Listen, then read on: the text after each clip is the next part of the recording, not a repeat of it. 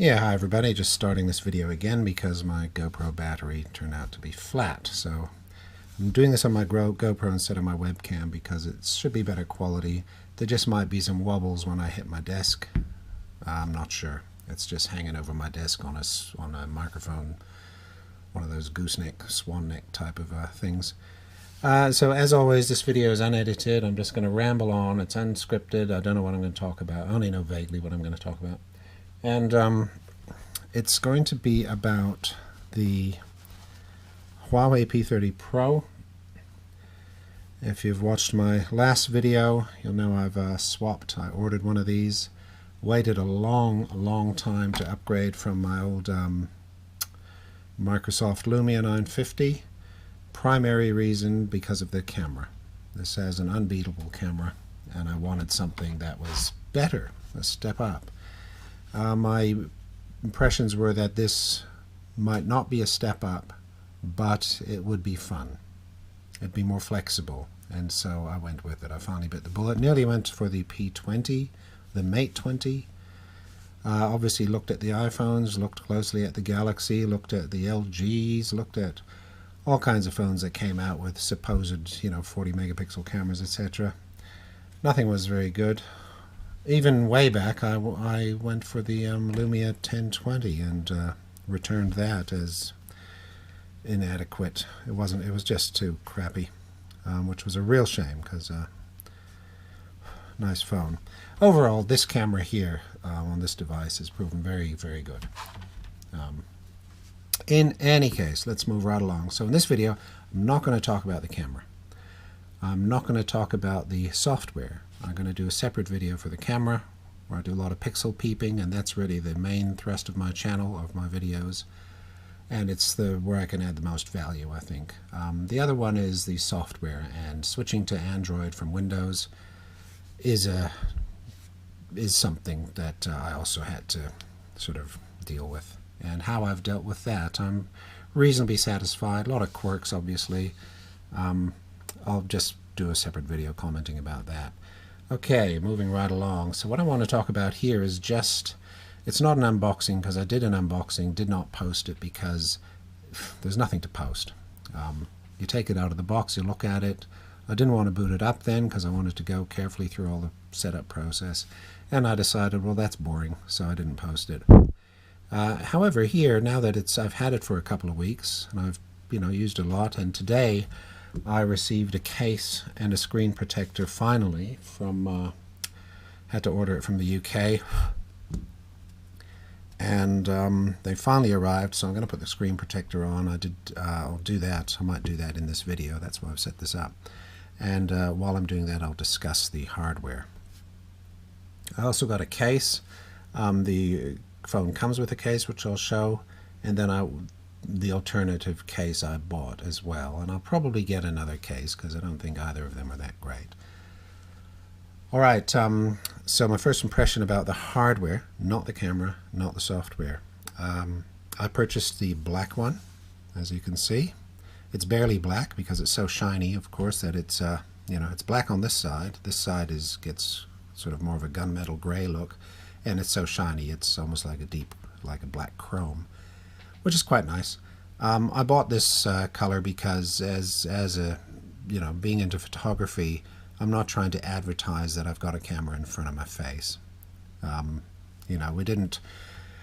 used to put black tape over the Nikon label or whatever your camera was for a reason, and it was to not make it obvious that you were lifting a camera up to a face, and cameras were black for that purpose as well.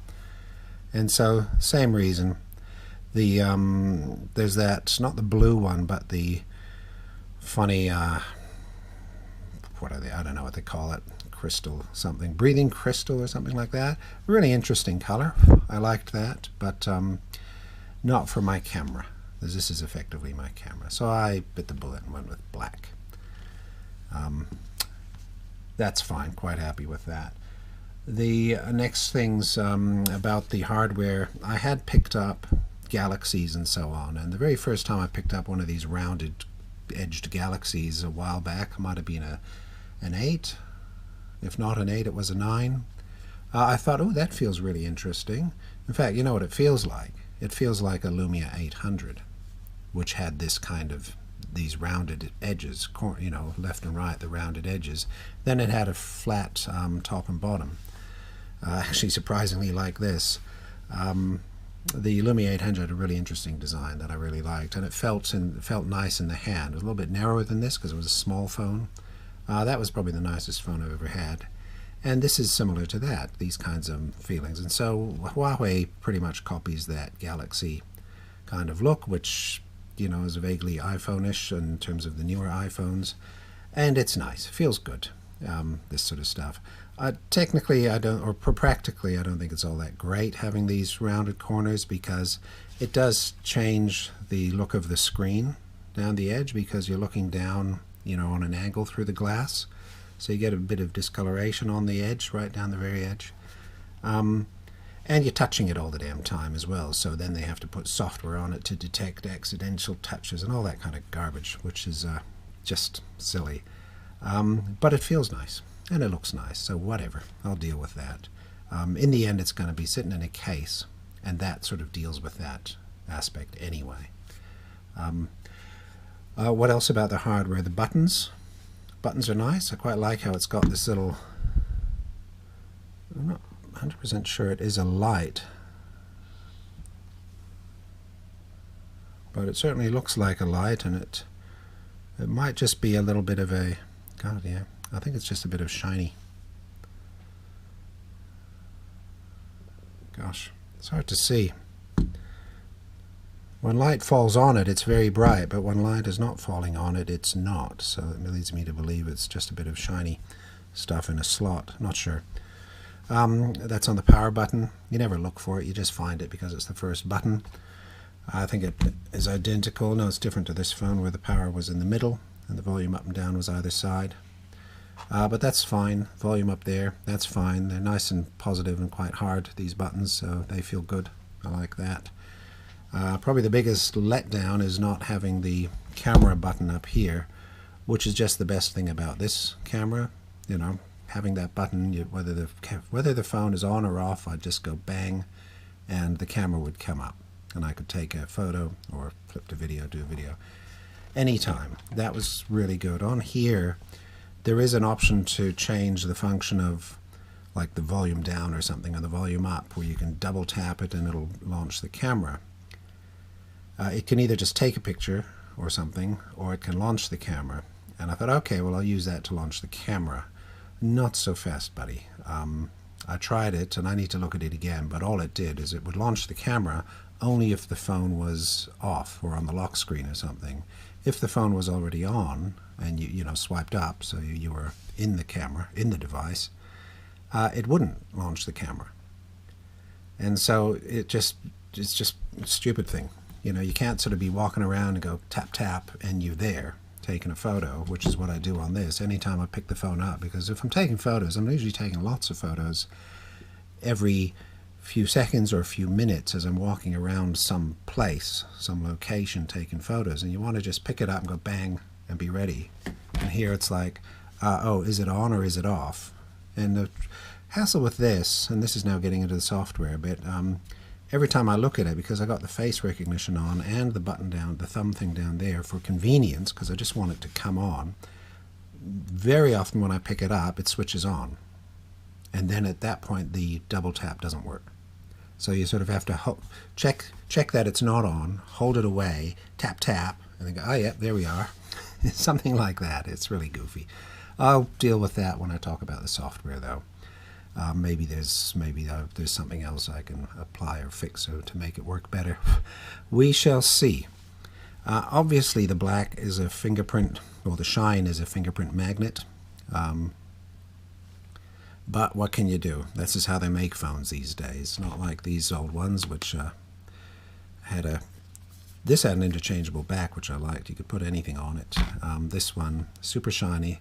Obviously, it's going to look great once and then spend its life in a case. It's always just sort of sad to have to put them in cases, but you know, I want to keep it in good condition, so that's what we're doing. Putting it in a case. What else? Buttons are done. The size, physical size. They're quite nice and narrow, these new phones, right? They're tall. I don't know why they have to be tall. It doesn't make a lot of sense. You can get more vertical content when you're scrolling through tweets or something like that. But apart from that, it does mean that the phone is not, this is a 16 by 9. This is a much higher resolution screen, 16 by 9. I much prefer this. This is nice and narrow, I like that. But it's long, which sure, I want the extra real estate, but it's some goofy format that nothing uses. It's not a format that you use in video. It's not a format for photos that's any particular standard. I mean, we'd only just got used to 16 by 9, and now these actually use 4 by 3, and you have to switch to full screen. There is no 16 by 9, but that's getting into the camera again, which I'll talk about later. I was talking about the something that I've now forgotten, the format, the size and shape. So I do like the narrow because I can finally get my thumb across to the other side, because I don't have a long thumb, and it was always very hard on this phone. I always used to use my pinky. I'd go like that, and then I'd go tap, tap, tap to the little back button. So here I could actually reach the little back button nicely. However, two things, and this is about software. The back button there, you have to swipe up to get it to come up, so that's an extra swipe because they hide everything. B, I'm using the gestures instead. And the gestures mean you sort of swipe from left and right. Again, this is a software discussion. It's hard to avoid, but the real problem is that the programs have their function way up here top left, which is just astounding that that's where it is. I mean, in this day and age, no one in their right mind would design something for a phone where after you've done something here, the next thing you have to do is crawl up the phone and go up here or use your other hand. It's amazing, just amazing. Getting sidetracked with software again, but then that was to do with the size and shape of the device. Other things to do with the hardware. How about this? The fact that it hasn't got an earpiece up top, and only has a speaker down there. It's not very loud. I don't know what another Huawei phone with a visible open earpiece would be, how loud that would be, but this phone is not very loud. I'm pretty sure it could be louder. It hasn't been a problem. Everything I've done with it has been fine, but I just find, you know, I'm keeping it always on the maximum for calls and so on, and there isn't any headroom with the volume. Sounds fine, I got no problem with that. For calls, the speakerphone works fine, that comes out the bottom. The sound for listening to music or videos, because it's a mono sort of thing, you get a bit there, I think, but it mostly comes out of the speaker at the bottom. You just deal with that. It sounds fine. If I have it down in the garage, as I did the last few days while I was doing work on my bike, I put this there, I could hear it. It was fine. The best thing about it was the battery life was so good that I could sit there for hours and hours and listen to stuff, which I couldn't do on my old phone. So that's really nice. The volume and the sound quality is fine. No problem with that. The biggest problem I have is actually that when you use it in this case, like that, and you hold your phone like that, as I do, when I'm using it, I use my little finger here to stop it falling out of my hands. Well, what happens is it blocks off that area. Right there, I just go plunk, and I can't hear it. It seals it off perfectly. And so I have to get used to now going over on that side to hold the phone. So that's just a change of habit. You can't just go like that because you block off the sound if you're trying to listen to something through the speaker, like, you know, you're Skyping or whatever. So that's a bit odd. I guess if it was on the other side, that would help, certainly. Okay, that's the audio, the sound. I guess that leads on to the headphone socket issue. There is no headphone jack, and I really, really did not want to buy a phone without a headphone jack, and that has not been good. That's definitely a downside, I think. The issues are just everything, using your own devices. So, the thought was, well, I'll have to get an adapter, and I'll just cope with it. I'll get an adapter and use that. Well, not so fast, buddy. If you go digging around Amazon and eBay and start looking at all these adapters, I thought I'll get an adapter that comes out, gives me the pass-through audio, pass-through power, so I can go to bed, plug it into the charge, plug it into my headset, put on a podcast or videos or YouTube or something, and put it aside and go to sleep. That's what I do every night. Not on this phone. Well, I thought I was going to do that. Well, if you go digging for these kinds of adapters, you'll find out, if you just read all of the comments, you have to read the negative ones, the reviews, they don't work. There's two types of audio adapters.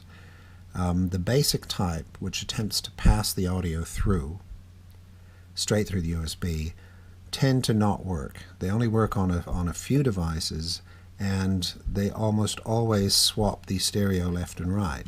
You have to go digging to find this out, but this is what's actually happening. They just tend to not work, and they're cheap. They're $1, $2, $3, $4, $5, $10, that sort of price. They come in all sorts of shapes and sizes. Some really nice ones, like a little piece that comes out and it goes sideways, and you can plug your charge in that side and your headphone in that side, so you can rest it on your chest, and it's really nice. But they don't work. And so there's another kind that they make, which has a built-in DAC, a digital audio converter, in the little gadget, in the adapter, and those take the digital audio off the USB and convert it to analog in the actual adapter. So they bypass all of your crap in the phone for audio, and they just come out here and creates a new audio feed off your USB, and so that goes into your headphone. And if you get a good quality one, you look for a 24-bit or whatever. Minimum would be 48 kilohertz, but anything up from there. I think the one I got was a 96, whatever it was. I found one at a local shop. You can find them. You got to go look for a USB-C audio adapter DAC, DAC, look for that, and then you'll find them. I think the Sony one is one that seems to be popular. Don't take my word for any of it. The one I found was at a local J-Car.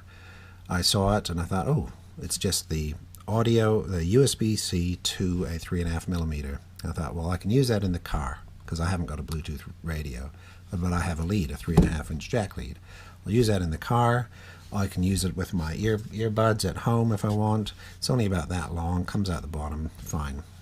I bought it, and of course it doesn't work. Nothing works, right? So what it does, it works up until a certain volume level that's determined not by the level on the bar, but it's determined by the actual volume of the recording, the loudness of the recording. And so if it gets to a certain point, and depending on what kind of sound it is, it'll trigger the Google, the whole hey Google thing. Gets constantly triggered. But the workaround is to take the volume down a bit to something like 70% or so, roughly in that area. Depends how loud it is. And then it stops getting triggered. And that's okay. So it works if you do that. You just have to sometimes deal with that, and then set your radio higher or whatever to deal with that. So it sort of works. Of course, it doesn't work when it comes to, controls on your earbuds for controlling the phone, all that kind of thing. Give up. Not going to work. You might get the call answer button working, and that's about it, if you're lucky. But for just getting audio off the device, that works. But what a pain to have to do that. What a pain, when a jack would have been perfectly good. So I ended up carrying on the same discussion about audio. Oh yes, and then the issue with getting a pass-through power, because this is all about the hardware, pass-through power. So pass-through audio you can sort of get. Don't get one without a DAC, get one with a DAC. You get pass-through audio with some caveats around how it works. But then if you want to add pass-through power so that you can charge the device, Well, yes, you can get that, and those, you can find those. They're around the place. These are not $1, $2 items. They cost more, you know, 20 bucks, 30 bucks, and so on, but they're there. And the issue there, though, which takes a lot of digging to find out, is that the charge current is very low, like an amp or less. And so it's very, very low. And I can already tell that if I was in the car using it, and if I was using the sat-nav, you know, direction or something like that, it probably wouldn't be able to charge enough to cover what it was using. Had that trouble with previous phones where if you're using your GPS and maybe playing some music or whatever, it can't even charge. There's not enough power to even charge it. You can certainly slow down the discharge, but you don't get enough to charge it. So those pass-through powers, I guess it would be fine to keep the device going through the night. If you bought one of those, pass-through power and then audio, it would be enough power to keep it going through the night. So all of this can be a big problem. I decided that what I would do is use an audio adapter for my headset, and if I wanted to use it at night, I'd listen through that. In terms of the charging, what I was just going to do was see how it goes, because this thing has such great battery life, and all the reviews go on about that.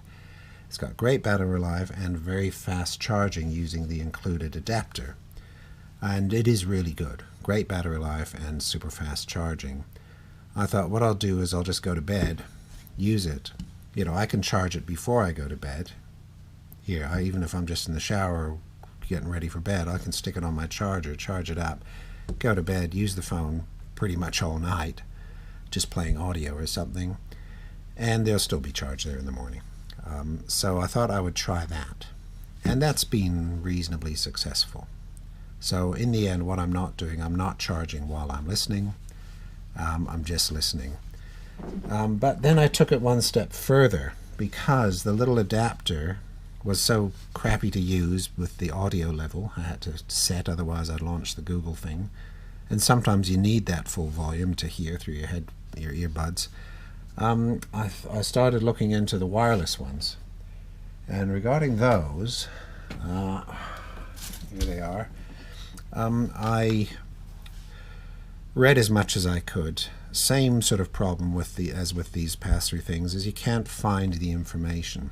The best thing to do is to go on Amazon for a particular device and then read all the comments, and especially read the negative comments and some of the positives, to figure out, well, what's really wrong with this item, and then you can figure out what the issues are with these different devices. And the wireless headsets have all kinds of issues, from connectivity to the function of the buttons and that sort of thing.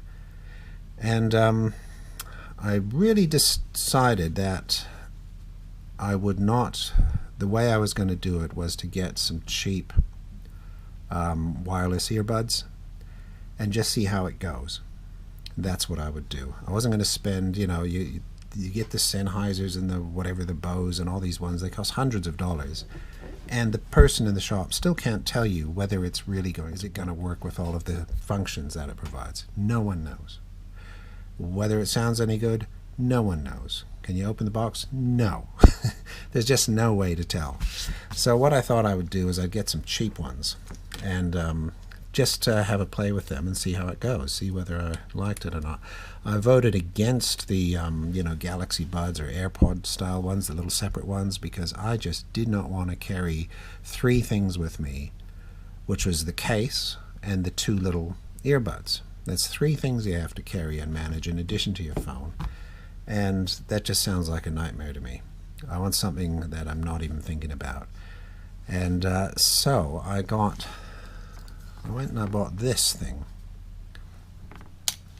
Hope this is on the camera. I can't see what's on my camera because the screen is off, of course. So these are, I think these were skull candy, probably because that's a skull.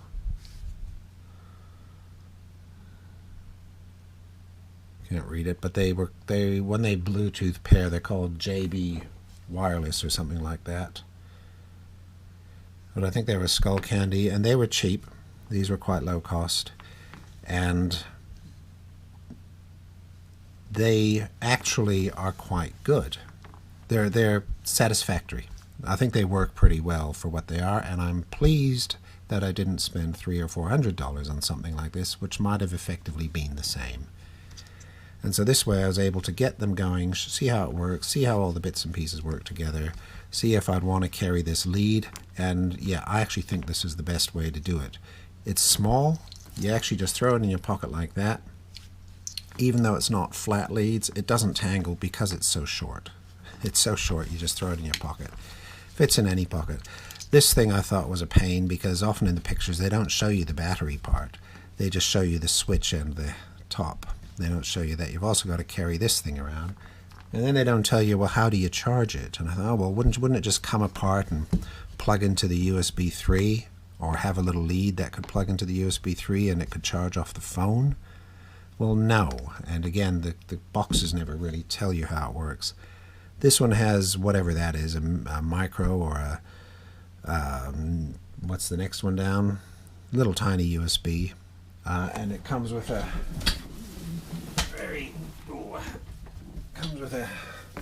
little lead like that. And you plug it in. And so you've got to find something to plug it into. I plug it into an old phone charger that I've got there, or you can plug it into a computer. It'd be nice if you could plug it into your phone and charge. I don't know if it would do that. Maybe I should try and find an adapter from that to that and see if it'll charge these, because that would be very useful. But the plan is to not do anything. You know, they're meant to be cheap. All I want them for is to... Obviously, I'm not using them in bed because they won't last the night. They'll wear out after 2 or 3 hours, and then that's it. But I use them if I'm in the car driving. I want to hear something. I can put one of them in on one side. Don't drive with both ears plugged, certainly, but I'd put one of them in, have this hanging down, and that works. I could hear, you know, for a call I can hear, or for the map or something I can hear it, and that's pretty good. Plus, when I go to a cafe, and instead of now I can finally, you know, I never took my earbuds with me because it's just too much crap to carry in my pockets, but this thing I do carry. And again, I can stick one or both sides in, I can listen to a video, and it's good. I'm quite happy with that. I guess the downsides are the volume is not very high. That's the biggest downside. They're not very loud. But they, depending on what you're listening to, the biggest variation is of course on YouTube, but for Spotify or something, it's fine. It works pretty well, but you're always in the top, you know, 80 to 100% of the volume to listen. In terms of the sound quality, it's obviously not incredibly bassy, but it's pretty good. Sounds fine. It's good enough. Good enough for what I want to use it for. The charge, I don't know how long it takes, but I just plug it in whenever I can, and I haven't run them down, but I get the impression they would only last 2 or 3 hours, probably depending on volume. In terms of connectivity, it's quite fun. You just push this little button. I hate things that you have to remember how long and how many times to tap and for how many seconds and so on to make things do things. That's why I hate the GoPro. It does that. But if you're using the thing a lot, of course you get used to them. If you don't use it a lot, then you forget. But so you press it once and hold it down, and it'll actually talk to you. The little things, some lady says, "Power on." And the first syllable is always cut off. You know, the attack is cut off. So it goes, "Power on." And if you then let go immediately, it will try and connect if you've already paired. And then it'll say, "Connected." And then you know it's good to go, and the sound will come through this. If it's not, if you press a little bit too long, an extra couple of seconds, it'll say "Pairing," and then it'll pair to the device. If you press and hold for about 3 or 5 seconds, I forget, just press and hold for ages, it'll say "Power off" or something, and it'll turn off, and then you can start over again if you made a mistake. That works. It's okay. The only controls are 1 tap to change to start and stop the music, or to answer a call, I believe, and 2 taps to go to the next track, something like that. three clicks to go to the previous track. That's all. There's no volume on it. That's all on your computer. The Google Assistant does not work through this, although it has got a mic there, presumably for calls, but the Google Assistant, and when I Skype, it only works, it picks me up through here. It doesn't pick me up through this.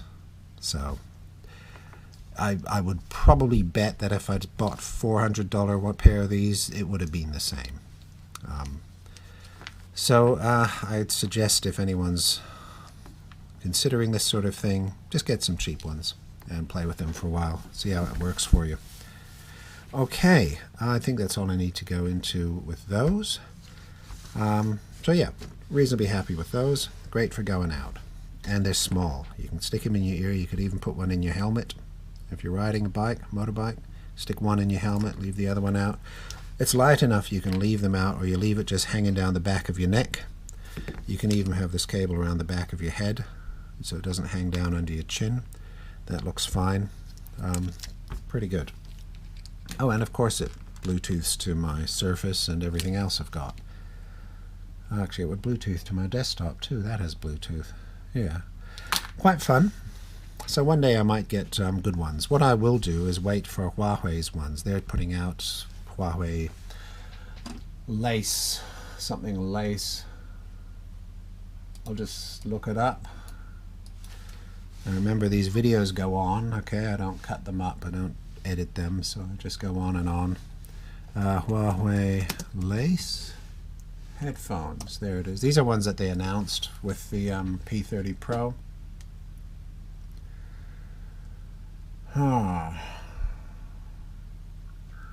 Let's see if they're in Google's shopping thing.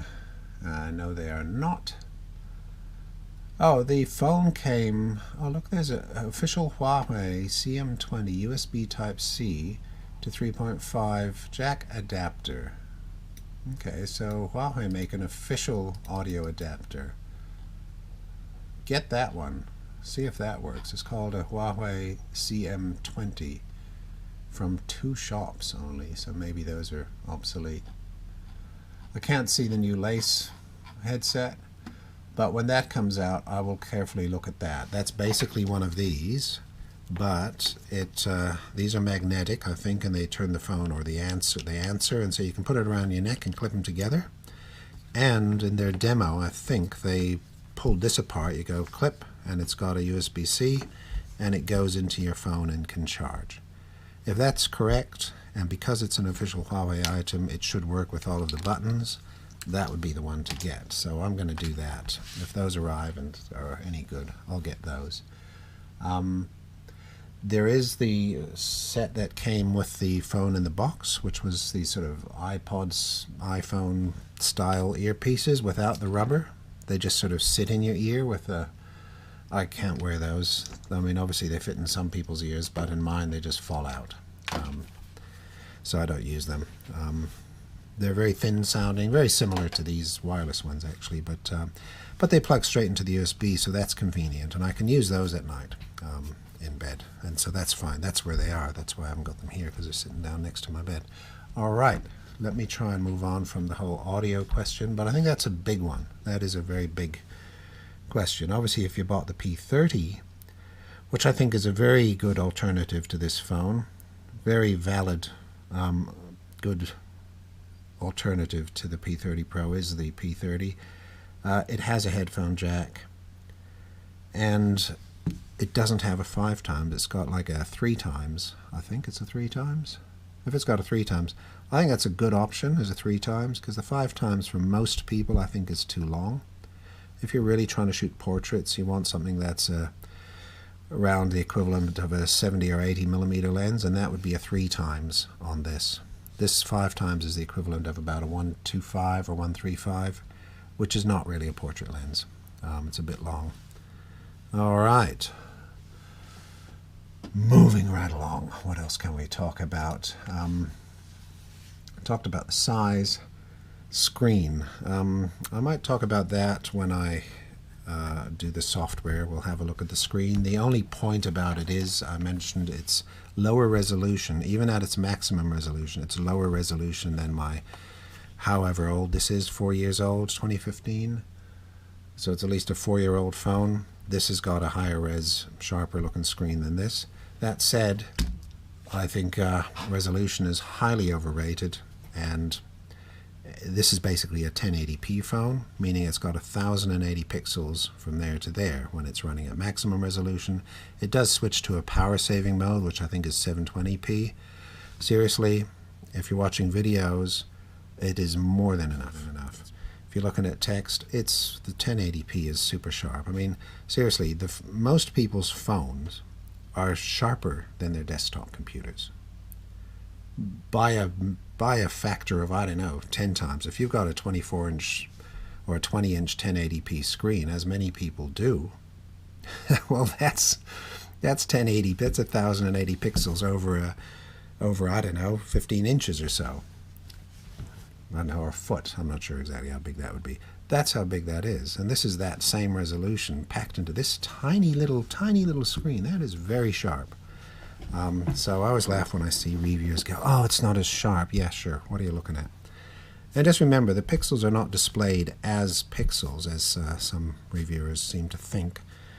Sorry, the content is not displayed as pixels. The screen is made up of pixels, but the content on it is in subpixels.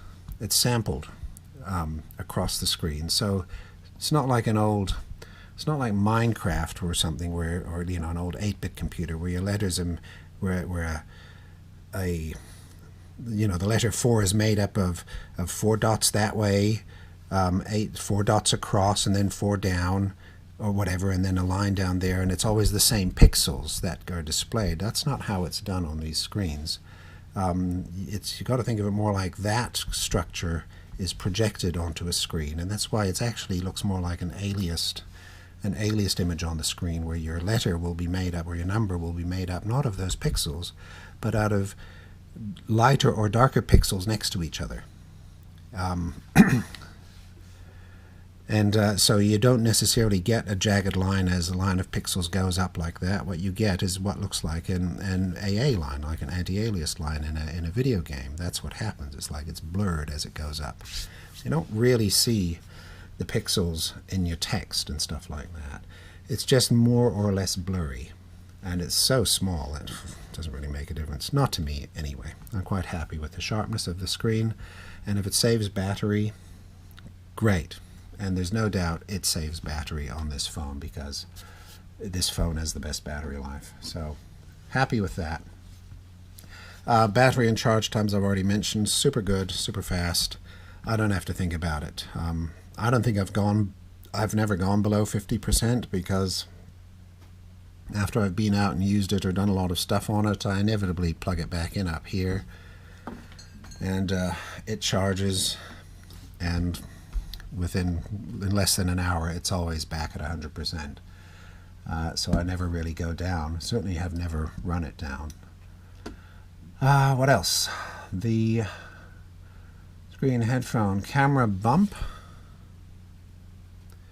It is surprising after they did their last one with the 4 lenses here, and so you could lay it down and it was fine. It was sort of surprising that this one was on the side, even if their periscope camera goes that way.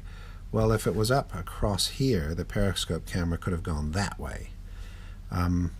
It's going that way presumably because there's a great big battery there, like that. Presumably, I don't know. Because otherwise, you know, it could have gone that way maybe, or whatever. Who knows? If it was across there, maybe it could have done. I'm sure they thought about these things and decided on this layout. Obviously, it's a bit stupid. But of course, who's using it like that? It's going to be in a case. And as soon as you stick it in a case, well, there you go. It's sorted. More important to me was whether or not there was a little bit of a lip here that would keep the glass off the table if it was down. There is a tiny bit of a lip. It's not much. It's not much, but it is there. Obviously, once it's in a case, the case is the lip. You don't have to worry about it after that. What else? That's the camera bump. Speakers I've mentioned. buttons I've mentioned, and I also talked about the way the buttons deal with the camera. Fast charge I've mentioned. I'm looking at my little notepad. So when I say unscripted, I did actually put a few bullet points in a notepad file on my desk. Car charge. Look, obviously your fast charge only works at home with the included fast charge adapter. Back in the car, if you're using just a typical little cigarette lighter socket plug-in, it's not going to be fast. However, let's get a knife.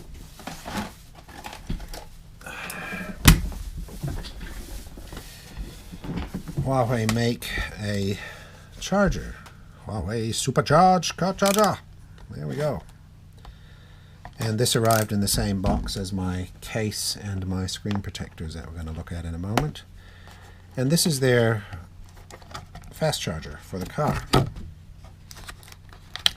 Now the car fast charger is not as grunty as the desktop car charger, but it's gruntier than the one you buy at the shop, at the gas station. So there you go. Everything's white. I don't like the whole white thing. I blame Apple for that. I like things being black, but there we go. So it's a fancy looking charger. And like all of these, only one of the sockets is actually fast. So, you know, you get the fast charge, your wife doesn't, but she doesn't know that.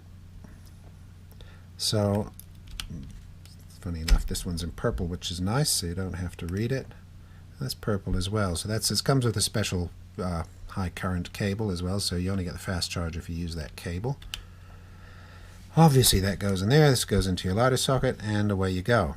And I think it's about, let's see what it says. Official Huawei Supercharged Kit. I remember seeing on the page, God, the writing is so tiny. Good God. Okay, English, there it is. See now the output, it's either 5 volt 4.5 amps, 4.5 volt 5 amps, that's the heaviest, that's the biggest voltage, 4.5 volt 5 amps, 2 amps at 9 volts, or another 5 volt at 2 amps. Which one your phone actually triggers, I don't know. The highest output can reach 6 amp. Comes with one quick charging point, one standard port. Well, those ones you buy at the gas station, if you buy a modern one, you can usually get 2.4 amp ones. Usually one of the sockets is a 2.4 amp or a 2. And this is basically double that. So that's nice. I bought that. I want the thing to charge fast. Got that, and that'll be my fast charge in the car. Because I do go to events and I want to use the phone, might use the GPS and some audio, Spotify on the way, or videos while I'm going there. And then when I get there, I want it to be charged to use. Well, this phone, I basically couldn't use it until I was there. This phone, I expect to be able to use it on the fast charger, and I'll arrive with 100% power available. That's what I'm expecting. I'll certainly report back if that doesn't happen. Okay, so that's the car fast charger, which I purchased, and I'll deal with that. Quite happy with that. Cases. The case. So the phone comes with this thing in the box, thankfully, because none of the suppliers here had cases. Oh no, they had a couple of cases. Spigen, or whatever they're called. Yeah, they did have a couple of cases. No one had screen protectors, and they still don't. They still haven't got screen protectors. So having this at least in the box was nice to get. One thing to be careful about with this sort of case, these ones that are flat and smooth, is that they do damage. They damage your phone because the dirt and dust that gets in there inevitably, or gets in there over time, sits between it and your phone, and over time will mat it and ruin it. That does happen. Pull it apart. If you use one of these, pull it apart and clean it quite regularly. But that case was nice to have. At least I could protect the back. And I was just going to have to try and be careful with the front. In the end, I've managed to keep it for 2 weeks without any marks, except I can now see one very, very slight little mark there. That's basically it. So I was lucky to get away without damaging my screen for 2 weeks.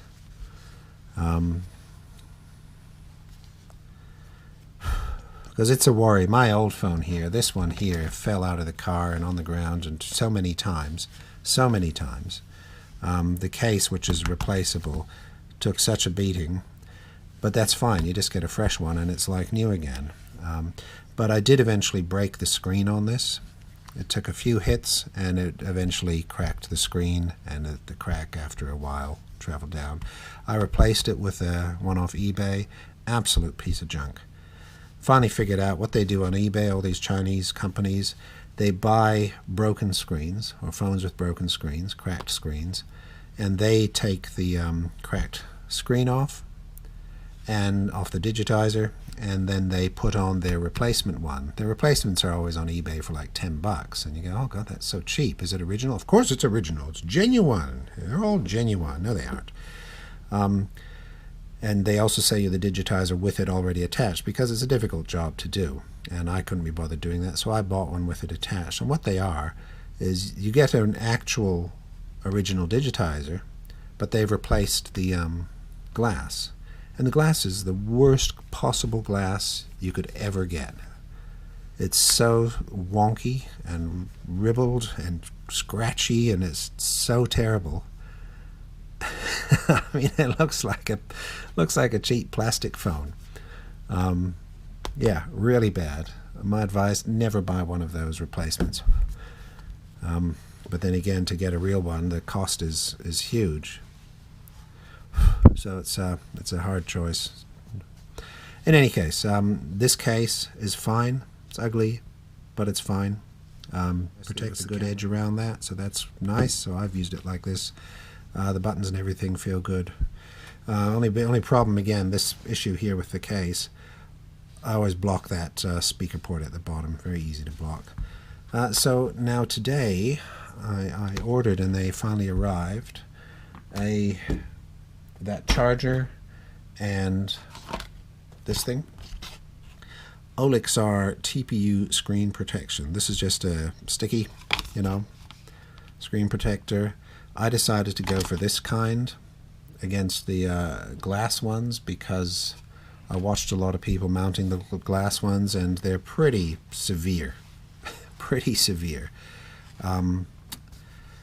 I mean, I've always used these plastic ones, and they've been fine. If they're applied well, they can look fine. They last a long time, and you can very easily replace it. Those curved glass ones, well, we'll see. I might try one out at some point, but they're thick.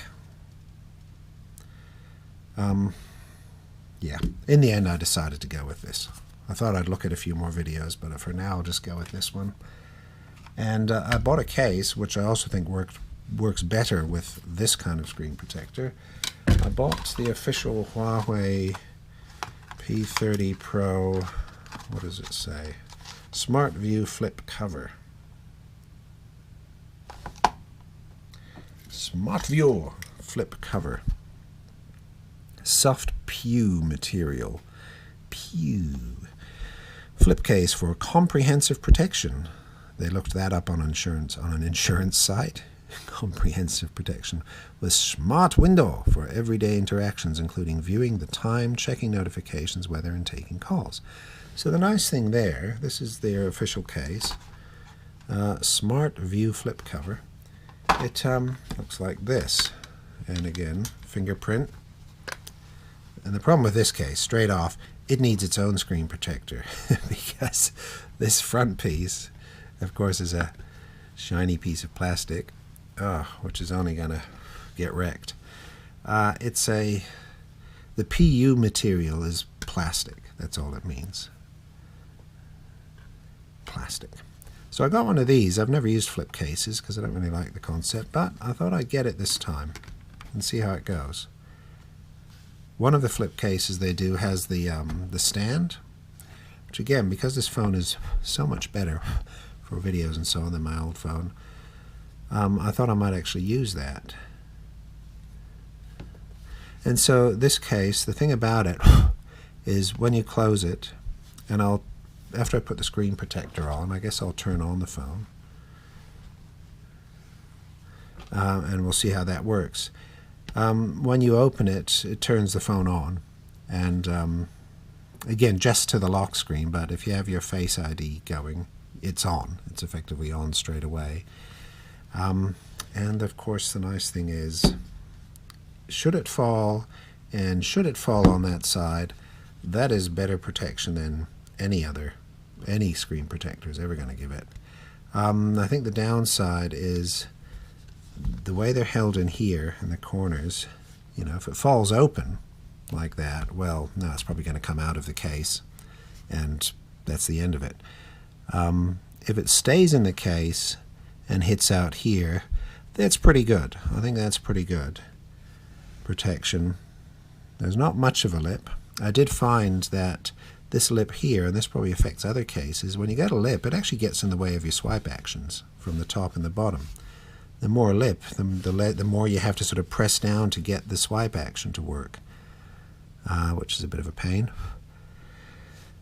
And of course you have to open it. You got to open it. I'm going to see how that goes. If I open it and use my pinky to hold it, that should be okay. I'll see how that goes. I thought about photos, and it seems like that'll be fine. You know, it's out of the way. You can, sorry, there's no button there, but I can take photos like that. You do have to put your finger behind it to hold it. But in fact, that's a slightly more secure way to hold it, I think. You can't flip it up because then you're taking a photo through the plastic, which might actually be quite fun. Probably make it very fuzzy. I don't know, I'll report back, see how that goes. But what it does is when you close it, instead of your phone, your camera, sorry, what is it, your clock and your notifications being here in the middle, you go like that and they switch over here to the right. And I think I understand when someone makes a call, you can answer it from here. You can actually answer it from here, and I believe you can just use it closed. You don't even have to open it. So it moves everything to the right. And that's quite neat. And of course, this will work fine with this very thin stick-on screen protector. I think we're going to face the same problem where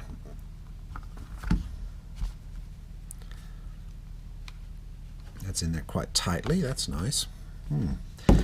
This smooth, very smooth, flat surface is going to chew into this, all the bits of dust and crap. So if you ever buy a case like this, just make sure you clean it out every now and then. Clean the back of the camera, of the back of the phone. Funny how I might call my phone a camera all the time, but that's pretty much how I think of it. All right, back to this device. What I'm going to do is put on the screen protector. Now, I'm going to wash my hands with some hot soapy water again.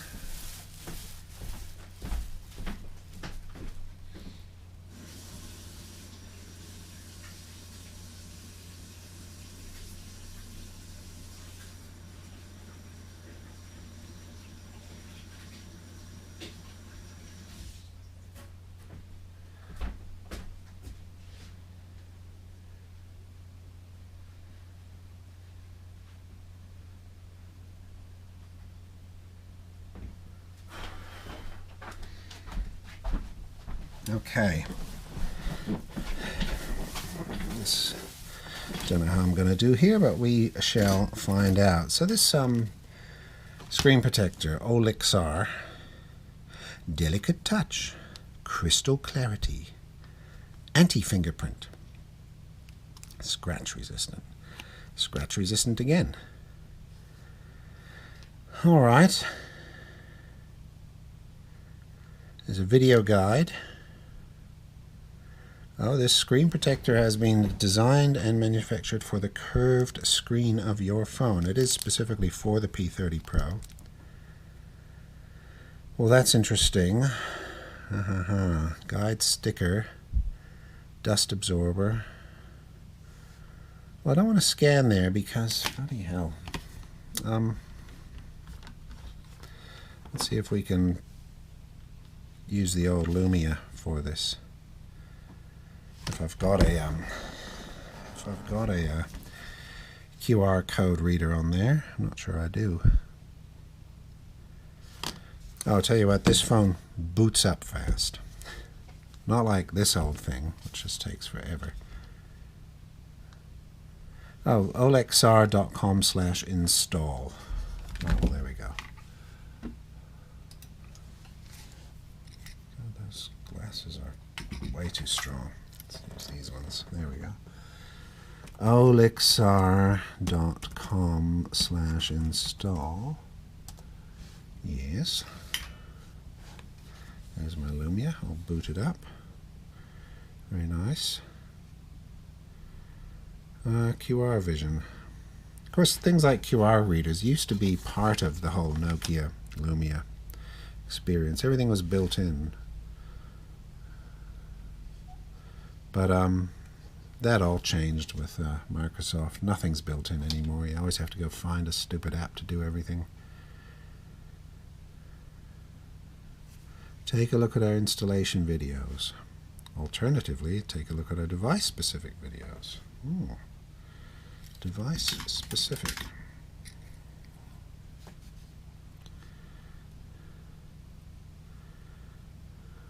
Well, they haven't put the P30 on here yet. It's all Nova, Mate 20, Mate 20, Mate 20, P20, P20, tempered glass, 2-in-1 film, 2-in-1.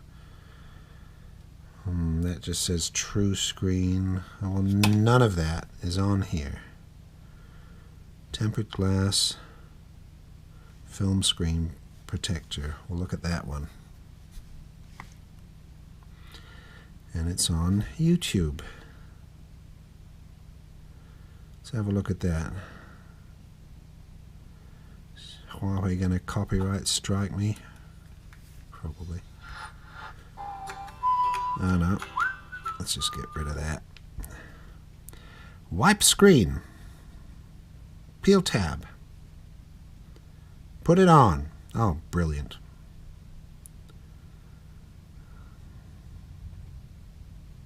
Look at that. iPhone 4 or whatever that is. Enjoy. That's it. Unbelievable. Well, that wasn't worth it, was it?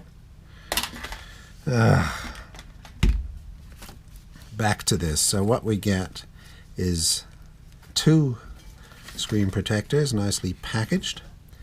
We get these little things, little closed cell foam bumpers. Not sure where we're going to use those. Paste start line. Interesting. Well, we'll try and see if there is an instruction here, because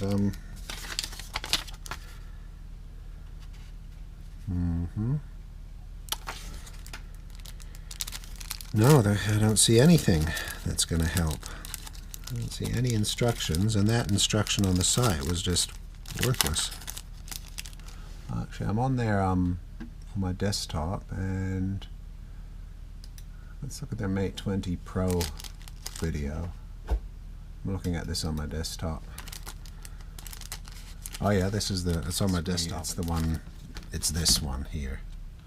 So the video for the Mate 20 Pro is the one. Guide sticker. Oh, look at that.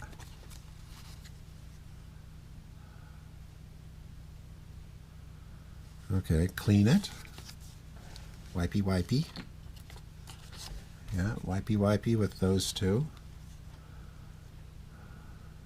Use a little dust remover. Guide sticker. And then he's pulling off, oh, only part. Oh, well, that's useful. On their thing, it only pulls off part of the, no, that does not match this. That does not match this. Paste start line. So in their video for the P20, it comes off in different sections. Paste start, yeah, I can see something there.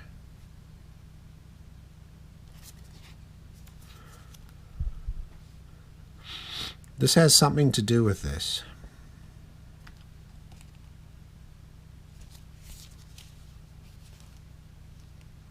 I can see there's sort of a little thicker bit there and a thicker bit there.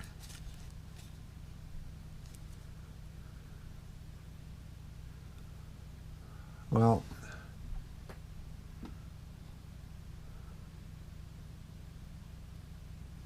well, that's pretty hopeless. I'll look at their video channel. Look at their videos. And then I'll do a search. Control F, P30, not there.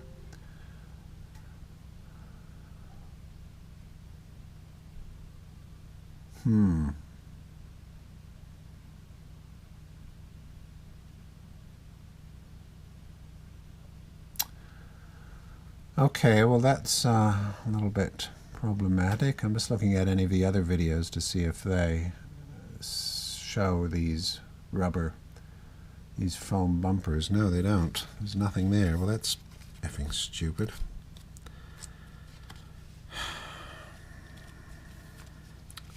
Well, what do we think the process is? Nothing.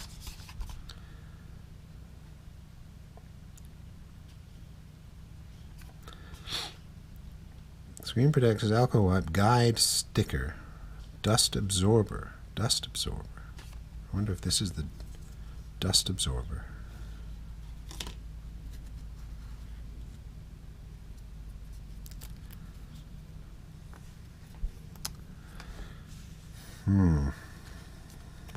Oh, obviously that goes up there.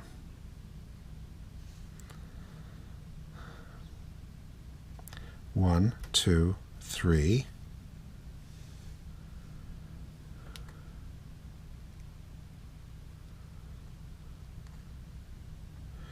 Paste start line.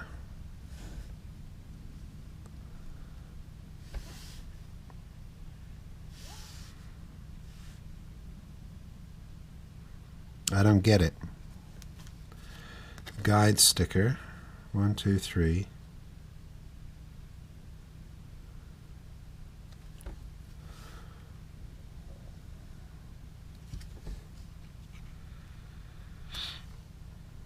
Oh, this is ridiculous. Isn't that funny? It all comes to a halt when I try Olixar wet application. No, thank you. I hope this isn't a wet application. Better not be. Tempered glass.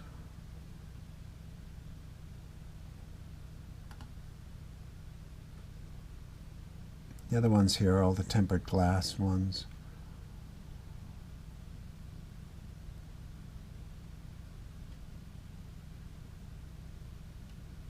Let me just look at that. That's a year ago. Yeah, so I'm just looking at, I don't know if this is, I'm just going to move my camera up. I don't know if that's showing what we need to see, but at least it's something to look at while we're waiting to find the right video. Okay, wipey wipey. Cleany cleany, sticky sticky. That's a tempered glass one. That uses a template. See, these ones have part of the screen comes off.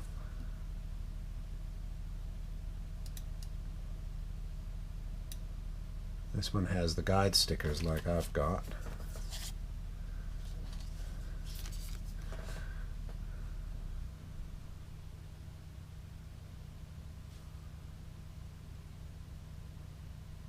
What was that? Taking off the old screen protector, I think that was. And then wiping it. Okay.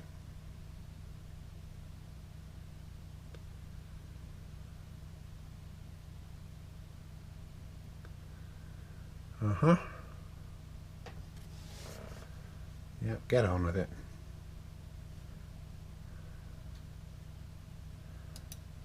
Peel off this after application completed. That's presumably... Oh, but that says 2.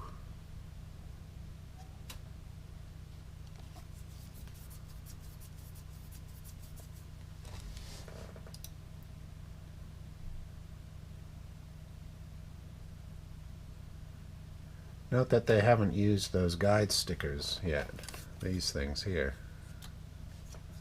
So they're putting the top down first, and then pulling off the rest, and running it all down the screen.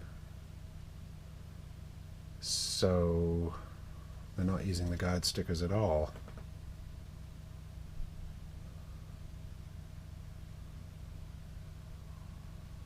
Why is he doing it again?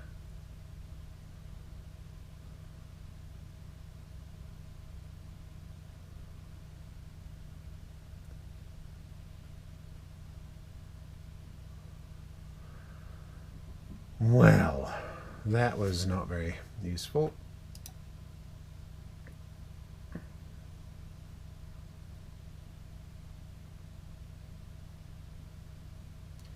I don't see any of them using the guide stickers.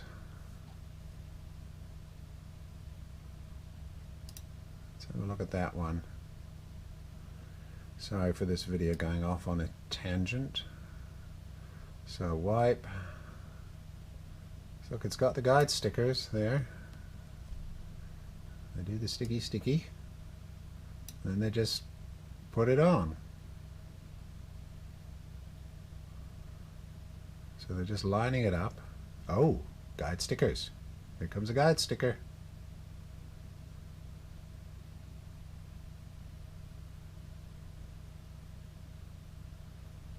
Uh-huh.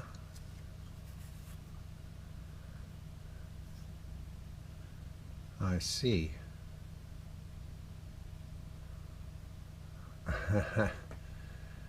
Okay.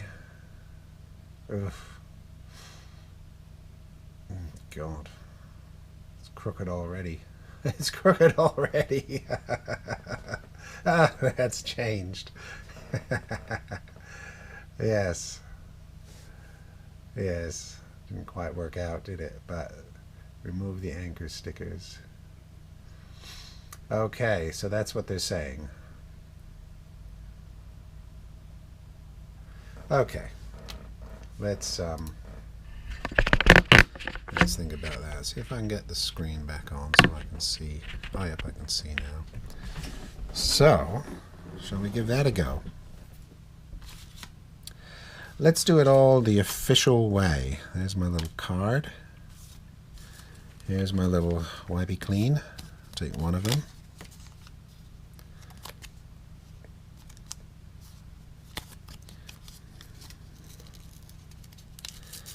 Obviously some glass cleaner would do just fine, but I'm going to use this in case it's got any kind of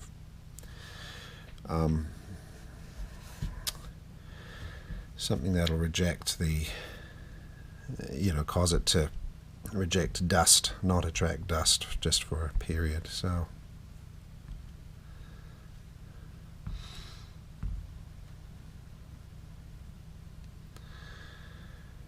let's put that aside. We'll use their official rag. Hassle here is the curved edges definitely make it more difficult. You can't really hold it. As soon as you hold the sides, you're holding the front. That's looking beautiful. Put that there. I'm going to get my light down here so I can really see any. Actually, let me take that one over the top there.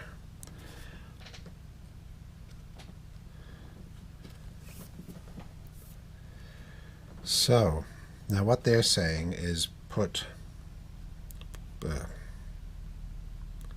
still doesn't explain what these are for, either.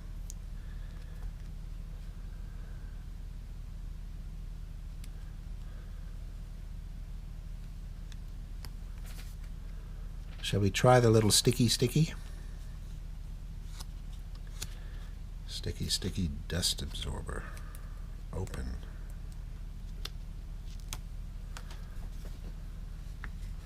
It's absolutely spotless.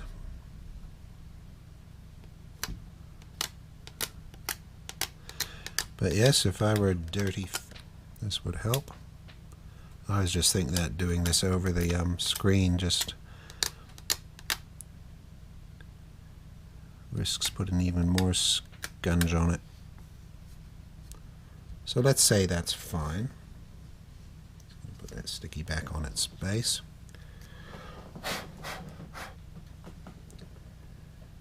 I'm going to pull off the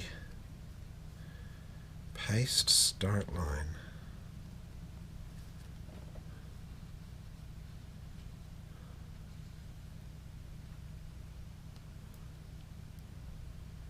Oh, I see. Okay, that's complicated. I'm pulling this I don't know what the deal is with that start line thing. It's like it divvies the screen in half. I don't know. Ugh.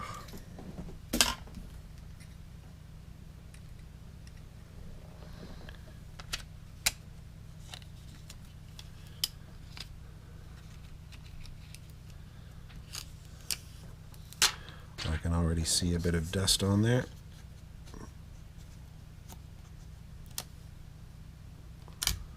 Because at this point, the dust is going to be hitting the screen protector, which has the piece taken off it.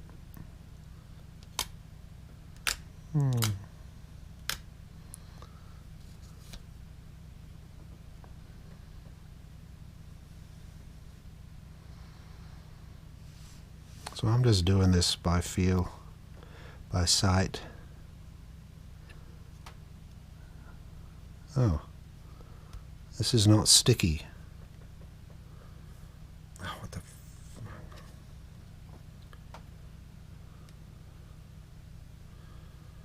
what the hell?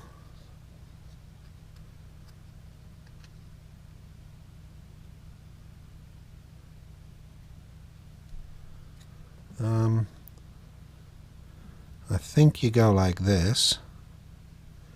I think you lay it down.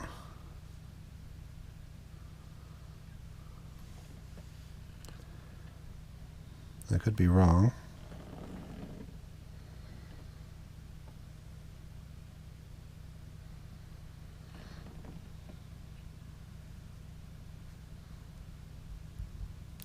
That's sticky, only that middle bit.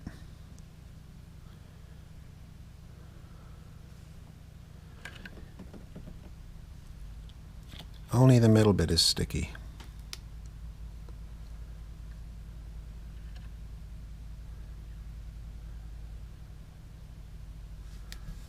That's what's going on.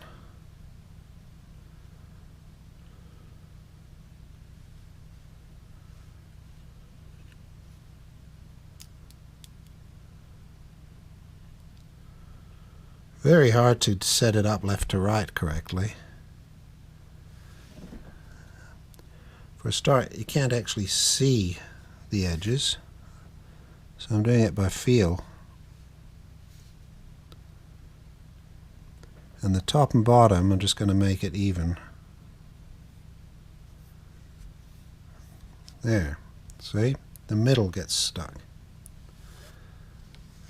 Okay. I don't know if that's perfect.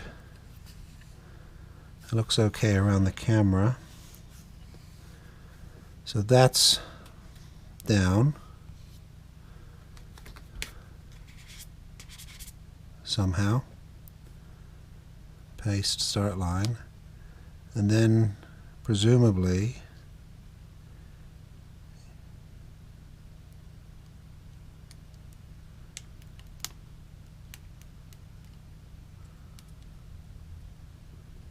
God, this is crappy.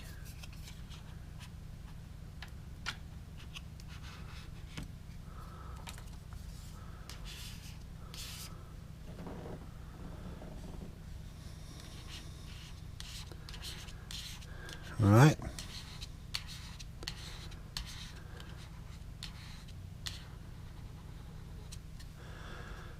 That's a long way from the edge, that one. A long way. And these are not budging.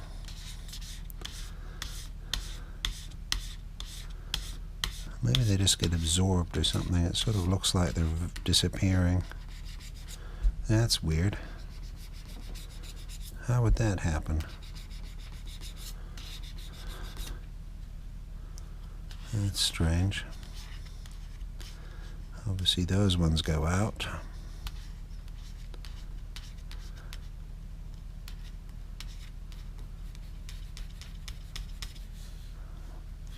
No, they don't. They're still there.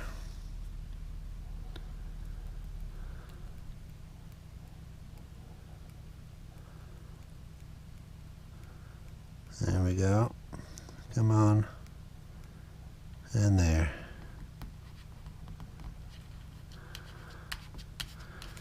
Come on. Come on.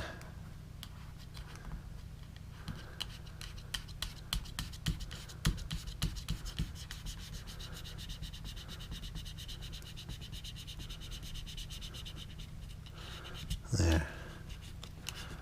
Yeah, still one in there.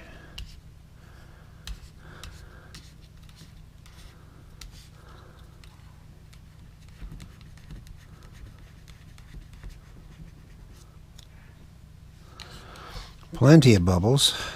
It's funny, you squish them and they go, then they come back slowly.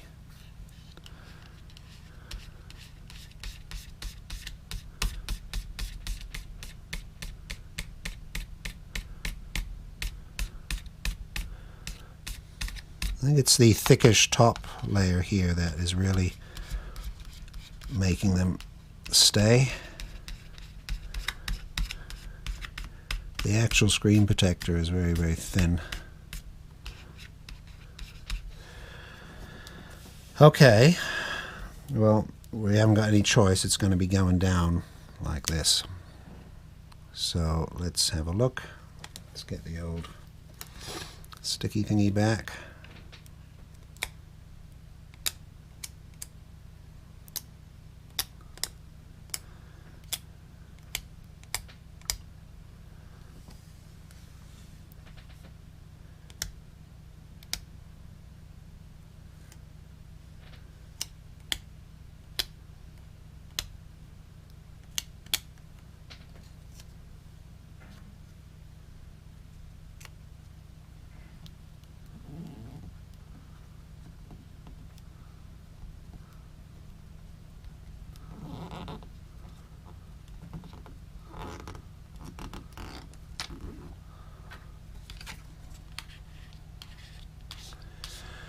Well,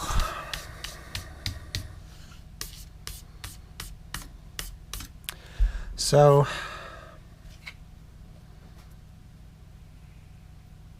you know what this is? This is a handle. You're supposed to stick it on there, I reckon, and that's your handle for holding it, so that you don't have to hold the edges.